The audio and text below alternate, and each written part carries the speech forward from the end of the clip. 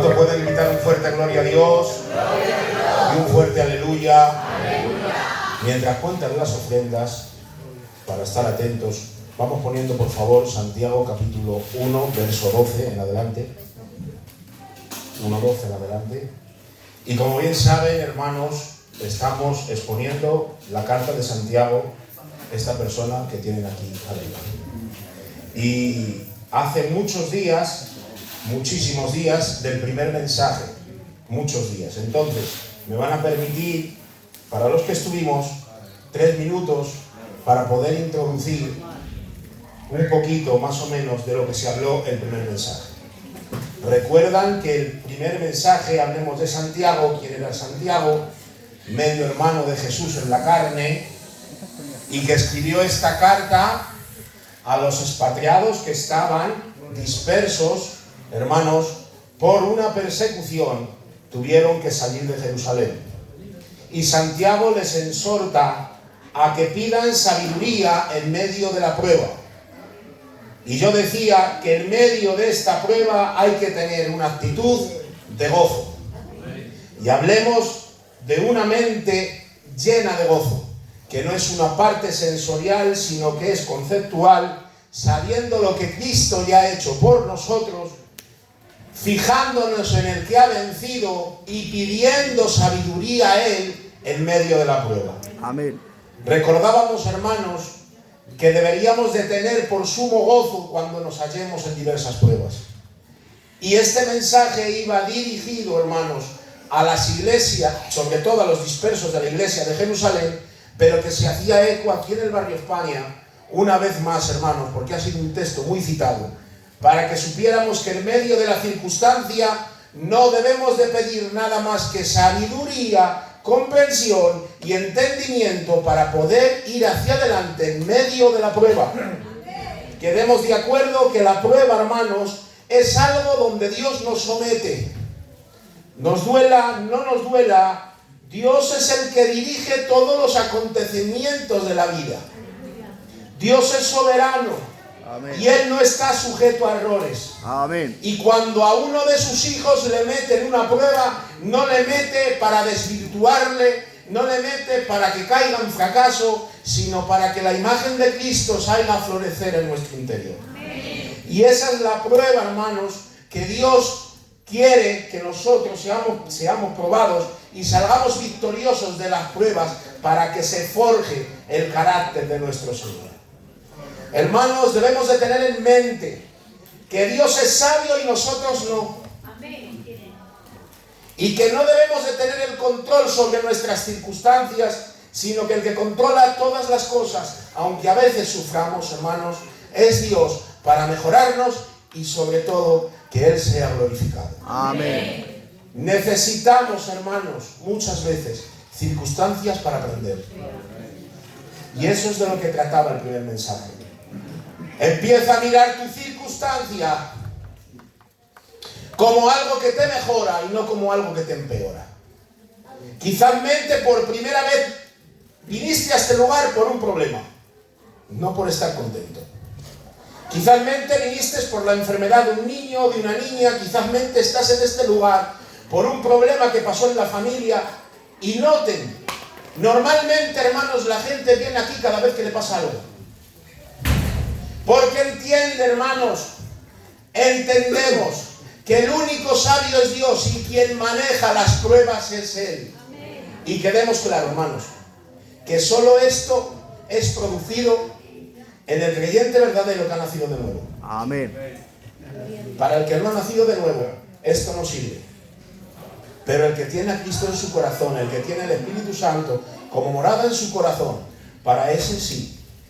Y como dice Romanos 8:28, sabemos que los que aman a Dios, todas las cosas nos ayudan a bien. Amén. Esto es para los que conforme a su propósito son llamados. Amén. Así, dicho esto, vamos a intentar agarrar el siguiente texto, porque yo me guardé el siguiente texto que pertenecería al otro sermón. El 12, pertenecería al sermón anterior, pero yo lo dejé aposta para poder agarrar el contexto. Estamos hablando de la prueba, estamos hablando del hombre de doble ánimo, que como no doy tiempo no hablemos de eso, que es inconstante en todos sus caminos, y después se dirige Santiago diciendo, leemos la palabra del Señor en Santiago 1, verso 12 en adelante: bienaventurado el varón que soporta la tentación, porque cuando haya resistido la prueba, recibirá la corona de vida que Dios ha prometido a los que le aman. Cuando alguno es tentado, no diga que es tentado de parte de Dios, porque Dios no puede ser tentado por el mal, ni él tienta a nadie, sino que cada uno es tentado cuando de su propia concupiscencia es atraído y seducido. Entonces la concupiscencia, después de haber concebido, da a luz el pecado, y el pecado, siendo consumado, da a luz la muerte. Amados hermanos míos, no erréis. Toda dádiva y todo don perfecto desciende de lo alto, del Padre de las luces, en el cual no hay mudanza ni sombra de variación. Él de su voluntad nos hizo renacer por la palabra de verdad, para que seamos primicias de sus criaturas.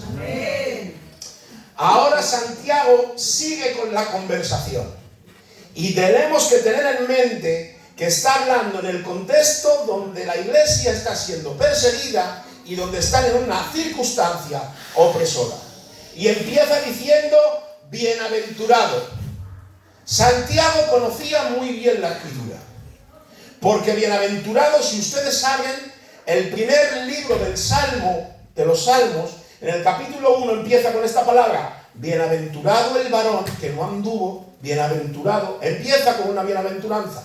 Pero es que Santiago tiene en mente, casi con todas las posibilidades, el sermón de Jesús del capítulo 5 de Mateo, donde hay 9 bienaventuranzas. Bienaventurado el que llora, bienaventurados los mansos. Es el sermón de Jesús que ocupa desde el capítulo 5 de Mateo hasta el capítulo 7, verso 21. Es el sermón más largo registrado en la Escritura. Y ahora, cuando Santiago está escribiendo esta carta, hermanos, por meternos un poco en la mente del escritor, escribe esta carta teniendo en mente el mensaje de Cristo. Bienaventurado, feliz, dichosos, estar alegres, estar contentos. Y noten, este es Mateo 5 habéis puesto. Bienaventurados, vuelve a poner Santiago, por favor, tío. Y vamos a ir despacito para poder entenderlo, hermanos. 1:12. Bienaventurado el varón que soporta la tentación.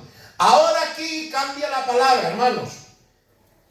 Del verso 1 al 11 está hablando de prueba, pero aquí cambia la palabra Santiago y pone la palabra tentación.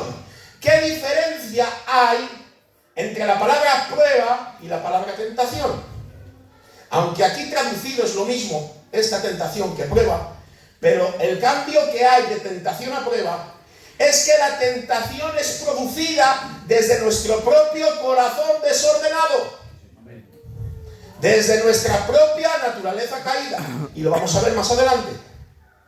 Y la prueba son circunstancias donde somos metidos por Dios para probar nuestra fe, a ver si es verdadera. Hermanos, nuestra fe es probada. Así es. No es verdad, ¿no? Y el creyente verdadero tiene que ser probado para que se dé cuenta si es verdadero o no. La fe tiene que ser probada no para que los demás se den cuenta si su fe es verdadera. La fe es probada particularmente en cada creyente para que usted se dé cuenta si su fe es verdadera. Podemos llevar muchísimos años y no tener una fe arraigada, verdadera en Cristo. Conocer un sistema, conocer muchas cosas del sistema, conocer cómo funciona el culto, conocer cómo se pasa una ofrenda, conocer muchas cosas. Pero hermanos, más adelante en el capítulo 2 vamos a ver que Santiago les compara a una fe, hermanos, diabólica. Dice, los demonios creen y tiemblan, pero no voy a entrar ahí. Eso os lo adelanto porque saldrá. La prueba, hermanos, para el creyente es para que te des cuenta si realmente estás confiando plenamente en Dios.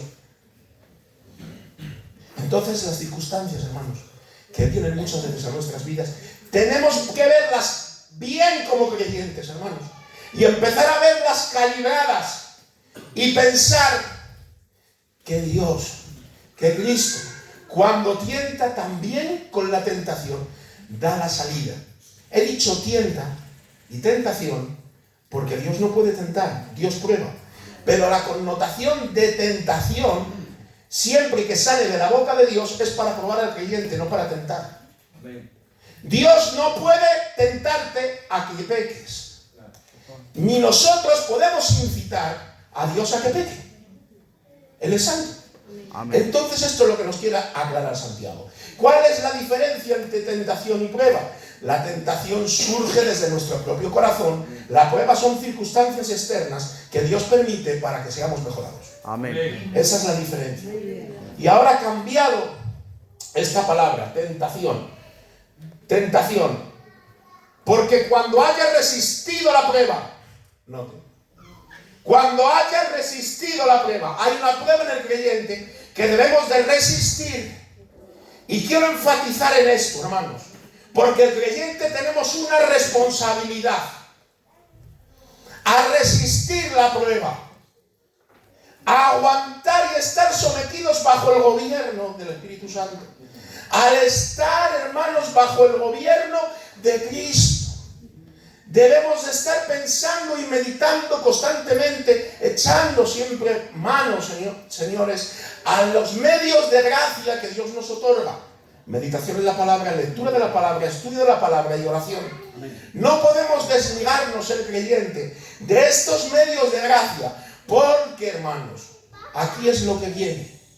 Y es que Santiago nos quiere hacer ver que resistimos la prueba porque recibirá la corona de vida que Dios ha prometido los que le aman, a los que le aman, que Dios ha prometido a los que le aman. Ahora notad, resistimos la prueba y recibiremos una corona. Normalmente, hermanos, en muchos de los pasajes hay muchas coronas. Pablo habla de la corona de justicia, Pedro habla de una corona incorruptible. Hay muchas coronas de los que nos habla en la Biblia, pero aquí, hermanos, no tan solo está hablando en un futuro de reinar con una corona. Porque aquí, hermanos, miren, resistimos la prueba y recibiremos la corona de vida. Hay una corona de vida que se recibe aquí. Y la corona de vida, al pasar por la prueba al creyente y ser aprobado, Dios te da algo y te da un gozo inefable, una paz que no puedes contar, un dominio sobre tu mente y sobre tus pensamientos y una pasión por Cristo que no puedes con ella. Coronas que Dios nos regala al resistir la prueba. Dios es tan bueno que te mejora hasta el punto de que te corona aquí en la tierra y te deja vivir y comenzar la vida eterna. Que la vida eterna no comienza a vivir cuando estemos en el cielo, sino que una vez que tenemos a Cristo en nuestro corazón, comenzamos a vivir y a disfrutar esa vida eterna. Y a medida que resistimos la prueba, hermanos, a medida que resistimos esta prueba, Dios nos corona con coronas de vida. Y notar bien, yo le decía ayer al pastor, consultándole esto, corona de vida. Siempre, tío, nos hemos ido a la eternidad, y es una realidad. Pero es que no tan solo está enseñando eso el texto. La corona de vida son coronaciones aquí en la tierra. No, también está hablando de la eternidad, por supuesto, seremos coronados. Pero no está hablando tan solo de la coronación en la eternidad, sino también de coronaciones que el creyente, a medida que va creyendo y va dando ensanchamiento al Espíritu Santo y a su llenura, son coronaciones para el creyente. Ahora bien, este texto no le podemos ver como algo meritorio que el hombre gana cuando ha resistido a la prueba. Porque aquí esta coronación viene traducida no como cuando acabas una carrera y te coronan porque has acabado. No. Esta viene traducida como una corona de honradez, como una corona sacerdotal, como una corona no que gana usted, sino que ha confiado en el que ya ganó. Amén. Gloria a Dios. Nosotros no somos meritorios por aguantar la prueba y soportar la prueba y ganaremos una corona. No. En el hombre no hay mérito para ganar nada. Nosotros nos hemos metido en un ring a luchar detrás de Jesucristo. Amén. Delante de nosotros está Él. Nosotros luchamos. Tenemos responsabilidad de luchar. Aquí el texto nos está hablando de que el hombre es 100% responsable. Miren si es responsable, hermanos, perdónenme, que yo no disfruto el evangelio como debería. ¿Saben por qué? ¿Saben por qué? Porque está en mi responsabilidad. Y como depende de mí, del que yo ore, del que yo medite, vivo una vida decadente. Y perdónenme, ya que me he puesto yo, déjenme ponerles a ustedes como ejemplo. ¿Saben por qué viven una vida decadente? Porque está en su responsabilidad. ¿Qué debemos de hacer? Decir a este Dios que motive nuestra responsabilidad. Amén. Que motive nuestra responsabilidad, glorificarle en medio de la prueba. Que nos ponga una mente y una actitud de gozo sabiendo lo que ella ha hecho. Hermanos, que Dios no es cualquier cosa, que Dios es Dios de todo el universo. Que a Dios no le podemos tomar como cualquier cosa. Miren lo que dice el último párrafo del texto y ya entramos. Que Dios ha prometido, que no es una promesa que la haga yo, que no es una promesa que la haga el pastor, que es una promesa que ha dicho Dios, que te lo ha prometido Dios. Que lo ha prometido Dios. Que no le hemos prometido nosotros, que no le ha prometido el Julito, que no le ha prometido nadie, que le ha prometido Dios. Y Dios es Dios. Amén. Resiste y soporta la prueba. No quiero ser indolente, hermano. Yo sé que hay gente que aquí ha sufrido. Y sé que hay gente creyente que ha nacido de nuevo, que ha pasado por circunstancias adversas. Resiste, por favor. Soporta la prueba. Y empieza a mirar la prueba como algo que te perfecciona. Deja de quejarte. Porque aquí entramos en el texto. Santiago quiere enseñarnos desde el verso 1 que las pruebas pueden convertirse en nuestra tentación interior. Cuando nosotros, hermanos, hablamos de tentación, normalmente tentación nos va a la mente algo inmoral. La tentación, algo prohibido. No. La tentación, hermanos, es algo que se produce desde dentro. Y lo que Santiago nos está diciendo desde el verso 1 es que la prueba para el creyente se puede convertir en su tentación. Sí. Abraham, vete a la tierra que te he prometido. Llega allí a Canaán y no tiene pastos para su ganado. Dios estaba probando a Abraham a que esperara y dependiera tan solamente de él. Gloria a Dios. ¿Saben qué hizo Abraham? El padre de la fe. Se fue para Egipto desobedeciendo a Dios. Y Dios le tuvo que dar detrás del cuello para que volviera y aprendiera que debe depender de él. Dios le mandó a Canaán y al ver que no tenía fruto la tierra, se fue. El pueblo de Israel, después de sacar de Egipto, fueron a tomar agua del desierto. Y cuando agarraron el agua del desierto y llevaron a su boca, era amarga. Y murmuraron contra Dios. La prueba se convierte en la tentación. Su prueba puede hacer que su mente vaya en contra de Dios. Claro. La prueba se puede convertir tanto en la tentación que puedes decir, ¿por qué esto? ¿Por qué aquello? ¿Por qué me ha sucedido esto? ¿Por qué me ha pasado esto? ¿Por qué yo me encuentro en esta circunstancia? Y algo típico, solo me pasa a mí. Necesitamos salir de ahí, hermano. El creyente debe de ver la Biblia como la palabra de Dios. Debemos de soportar la prueba, hermano, soportar la prueba, las diversas pruebas, y salir victoriosos, porque se puede salir victorioso de la prueba, no por nuestros méritos, sino por el que venció. Vamos al siguiente texto. Cuando alguno es tentado, no diga que es tentado de parte de Dios. Y aquí entramos en materia, hermanos. Cuando alguno es tentado, no diga que es tentado de parte de Dios. Porque Dios no puede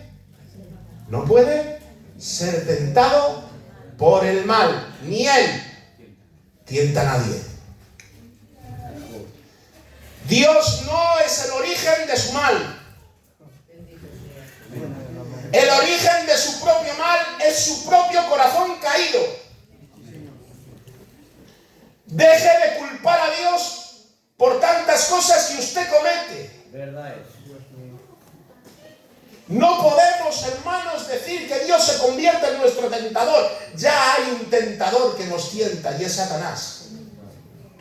Pero la iglesia primitiva tenía tanta conciencia de quién era Dios, que ya no echaban la culpa ni al tentador ni a ellos mismos, se la echaban a Dios. Así es. Y hay que tener cuidado, hermanos. Dios no tienta, no te incita a pecar. Él es santo, es puro, es sublime, es alto, es maravilloso.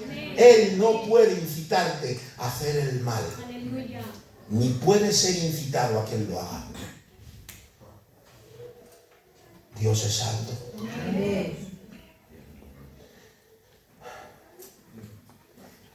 Verso 14. Sino que cada uno es tentado. Ahora el origen de dónde somos tentados. A ver, que voy a leer bien, Sino que cada uno es tentado cuando Satanás viene a nuestras mentes bombardeando nuestros pensamientos. Ayudarme que leo mal. Sino que cada uno es tentado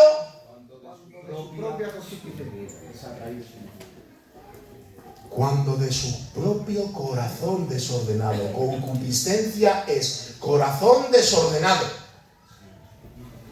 El deseo desordenado.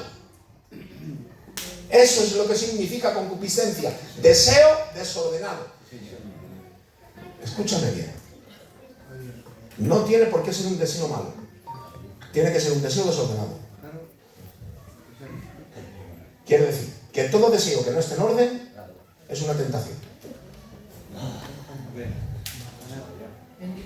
Lo voy a explicar mejor. Puede ser tentado con lo lícito. Claro. Cristo fue tentado a convertir las piedras en pan. Claro. Y era lícito comer después de 40 días. El mallado del hambre. El mallado. Convierte las piedras en pan. ¿Que eres el Hijo de Dios? Conviértelas con algo lícito, algo legítimo, algo que se podía hacer, que nadie le podía haber dicho nada. Convierte las piedras en pan después de 40 días y aliméntate. Escrito está. Escrito está. No solo de pan vivirá el hombre, sino de toda la palabra que sale de la boca de Dios. Ahora bien, fue tentado con algo legítimo. ¿Ves que hay diferencia? Si el autor de la vida, que no tenía pecado y que no tenía deseo desordenado, Cristo no tenía concupiscencia, no tenía ningún deseo desordenado, Él era santo desde el pesebre hasta el sepulcro, y resucitó santo, y se sentó a la diestra de Dios santo. Él, sin deseo desordenado, fue tentado con algo legítimo. ¿Crees que Satanás tan solo te va a tentar con tu deseo de mal? Te va a tentar con lo que te gusta, pero también te va a tentar para sacarte con cosas buenas. El trabajo en exceso. Y quitarte de la comunión de Dios. El exceso de estar con la familia. Con cosas legítimas.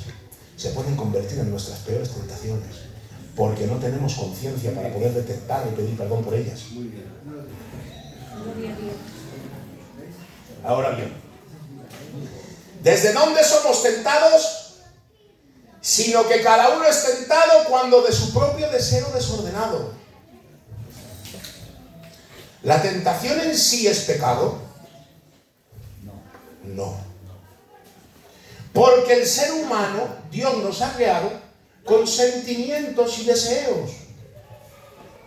Yo deseo comer y por eso te alimentas. Deseo comer de más también. Deseo beber agua y por eso puedes beber agua. Deseas descansar y por eso tu cuerpo no muere. Porque si no tuvieses deseo de descansar, algún día el cuerpo se apagaría. Entonces nosotros hemos sido creados por Dios con deseos. El problema está que los deseos desde el Edén han quedado desvirtuados, han quedado muertos, han quedado desasociados de Dios. Y nuestros deseos no tienen nada que ver con los deseos de Dios. Entonces deseamos cosas que están fuera de Dios. Más adelante vamos a ver, texto a texto, en el capítulo 2, que por qué pedimos mal. Una de las cosas es esta: con nuestro corazón caído, para gastar en nuestros deleites. Pero más adelante lo vamos a ver. Entonces la concupiscencia, o sea, el deseo desordenado, mirad, sino que cada uno es tentado cuando de su propio deseo desordenado es atraído. Ahora Santiago aquí tiene una metáfora, y está poniendo una metáfora. Y ahora Santiago está viendo aquí un pescador. Oscar, ¿dónde está el Oscar? Un pescador, tú eres un pescador, que está lanzando la caña con un trocito de cebo para que el animal, el pez, muerda ese anzuelo. ¿Pero qué va? ¿Qué va en el anzuelo? Un trozo de carne. Y ahora Santiago tiene en mente esto, sino que cada uno desde su propio deseo desordenado es atraído. ¿Cómo? Es atraído por la caña, hermanos, de Satanás. Satanás nos tienta con nuestros deseos y él lanza la caña. Ten cuidado. Tenemos que estar vigilantes. Y el pez, que es algo legítimo, quiere comerse ese cacho de carne. Pero está mal que el pez muerda la carne, no. Lo que pasa que cuando muerde esa carne es atraído y seducido. La tentación en sí no es pecado, es cuando la muerdes. Eres atraído y seducido. Lo que pasa que el pez no tiene conciencia. Nosotros sí. Entonces somos totalmente responsables. No nos está poniendo como peces, está poniendo el ejemplo del pez, del pescador, pero no nos está diciendo somos peces. Está diciendo, esto es lo que pasa con los peces, ¿eh? Son atraídos y seducidos con la caña, pero es que ellos no tienen conciencia, ellos no tienen, solo son guiados por instinto, pero es que tú tienes una responsabilidad. Nosotros tenemos una responsabilidad que es 100%, y nos vamos a poner delante de Dios y vamos a compadecer delante de Él. ¿Entienden esto, hermanos? Somos atraídos y seducidos por nuestro propio deseo desordenado tras la tentación del enemigo, del tentador. Ahora bien, entonces el deseo desordenado, verso 15, después de que ha concebido, ahora aquí pone otra metáfora, y ahora te pone un nacimiento. Y ahora mirad. Entonces el deseo desordenado, después de que ha concebido, da a luz el pecado. La tentación hace que tu deseo se quede preñado. Reír. El deseo se queda embarazado. Mirad, pero después de que el deseo se queda embarazado, da a luz un bebé, que se llama pecado. Y que ese pecado madura, que ese pecado crece, que ese pecado, si no luchas con él, se hace grande. De pasar a un bebé pasa a un niño, y de pasar a un niño pasa a un adolescente, y tiene ese mismo proceso. Se va haciendo grande, pero es que no crece como los niños naturales, crece a pasos agigantados, de un día para otro. Satanás no tiene la culpa de que peques. He escuchado por ahí muchas veces: No era yo. No era yo. Ha sido Satanás. Que me has... ¡Ay! El Señor lo reprenda. No. Escúchame. Apréndete tú. El que lo ha hecho eres tú. Es más, el que lo ha hecho soy yo. Me voy a poner yo. Soy yo. Y soy el que soy verdaderamente cuando hice eso. Sí, Kenia. Soy lo que verdaderamente soy cuando hice eso. Porque de mi corazón ha salido. Claro. Yo lo tenía camuflado. Ha sido Satanás. Me ha venido con los pensamientos. El Señor lo reprenda y lo machaque. El Señor lo ate. Deja de atarle. No pierdas más el tiempo. Ponte delante de Dios y pide perdón. Amén. Eres responsable de tu pecado. Satanás no es responsable de tu pecado. Satanás no va a ser juzgado por tu pecado. Nosotros vamos a ser juzgados por nuestro pecado si no estamos en Cristo. Lo único que nos va a salvar de no ser juzgados por nuestro pecado es nuestro Señor Jesucristo. Amén. Pero deja de echar la culpa a otro, porque eso me recuerda a Adán. Claro. Y Adán era más sabio que nosotros, pastor. Y al ser más sabio que nosotros, no echó la culpa a la mujer. Es que se la echó a Dios. Sí. La mujer que tú me diste. Claro. La mujer que tú me diste, tú tienes la culpa. Y vino Dios con un juicio. Aunque antes mató un cordero, un animal, no sabemos qué animal, y tapó su desnudez. Y eso significa que Dios les había perdonado. Hermanos, Satanás, nada exterior, tiene la culpa de que nosotros pequemos. No hay circunstancia, hermanos, que podamos decir, es que fue esto que me oprimió, es que fue esto, hermanos. Somos nosotros los propios responsables de nuestro pecado. Y si no estamos en Cristo, Dios nos va a juzgar por nuestros pecados. Y estando en Cristo, aunque somos salvos, Dios va a pasar por nuestra memoria, no sabemos cómo, en el juicio. Aunque no vamos a ser juzgados para condenación, vamos a ser juzgados por nuestras obras, aunque salvos. Y Dios nos va a decir, qué mal hicisteis aquí. Teníais todas las herramientas para poder salir de la tentación. Teníais todos los argumentos para poder haber hecho esto. No lo sabemos, hermanos, cómo será eso, pero va a ser así. Seguimos. ¿Qué hora es? Es pronto, que tenga hambre y se vaya. Es que me he dado bien. A ver, ¿dónde estamos? Entonces la concupiscencia, después de que ha concebido, da a luz el pecado. Y el pecado, ahora Santiago se va a la raíz de todos los males y por la cual la muerte entró, por el pecado. Y ahora dice, y el pecado siendo consumado, da luz otra vez, pero da un bebé diferente. Da el bebé de la muerte. Creyente que me estás escuchando, el pecar te resta vida. El pecar nos resta vida. Hermanos, tenemos que tener cuidado con nuestros pecados pequeños que tenemos escondidos. Que están ahí internamente y que nadie les ve, hermanos, pero que no nos dejan avanzar, que no mejoramos, que seguimos siendo los mismos. Tener cuidado, tengamos cuidado, tengo que tener cuidado con todos esos pensamientos, esas intenciones, esas motivaciones, sintiéndome cómodo con lo que hago porque lo estoy haciendo durante años y que la conciencia ya la tengo cauterizada, dormida, muerta y no me acusa. Tengamos cuidado, hermanos. Hay cosas pequeñas que vamos practicando a diario, que la conciencia no nos acusa, pero que no tenemos una vida espiritual fructífera por ese pecado. Tengamos cuidado.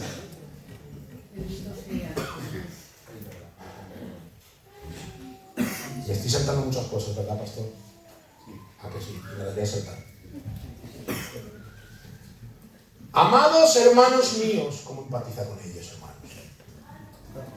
¿Con qué amor? Quiero hacer yo lo mismo. Amados hermanos míos, que os amo en el amor del Señor. No erréis. Otras versiones dicen, no seáis tontos. no seáis necios. Otras versiones dicen, no os engañéis. ¿De qué no me engaño, Santiago? Toda buena dádiva,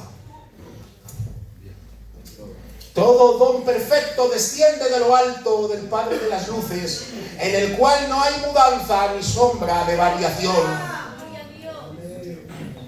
Usted ha pensado, yo he pensado, que lo bueno que tenemos, desde amar a nuestras esposas, esposas desde amar a vuestros esposos, desde tener cariño a nuestra familia, desde tener alguna bondad en algún momento, del ser buenos, formales y respetuosos, pensamos que sale de nuestro propio corazón.